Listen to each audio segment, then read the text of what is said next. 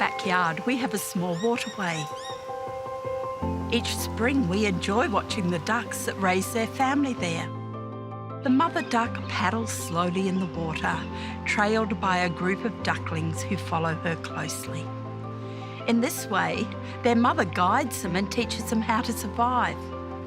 But once in a while, the attention of a baby duck is drawn to something else in another direction. As it focuses on that object and paddles towards it, the duckling loses sight of its mother. Then all of a sudden, it realizes that it is alone and vulnerable. So with webbed feet working overtime, it paddles frantically in the direction of its mother. As humans, we can't see God to physically follow him wherever he goes. But in Scripture, God has provided us with instructions which help us truly follow him. Choosing to obey these instructions protects us from the many of the dangers of sin, but it also promotes harmony among God's children. God's plan for his people was that they should be united in recognition of God's goodness and grace so that they would be a witness to the nations around them. Yet, when we read the history of God's people, we find that they, like ducklings, often got distracted from God's directions. They believed their own wisdom was superior.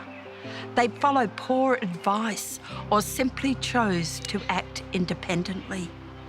Then in desperation, when war, conflict or disaster resulted, they returned to the Lord.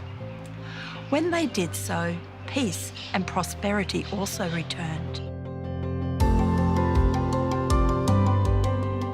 Today, we live in a society where doing things independently is not only tolerated but praised. Yet Paul reminds us in 1 Corinthians that we are called to follow Christ and his ways. Unity is only to be found in him. Instead of focusing on human wisdom, we are called to focus on Christ and the cross. Is this your focus?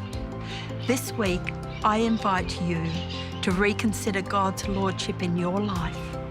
Are you following his instructions in all areas of your life, or just the areas which make sense to you?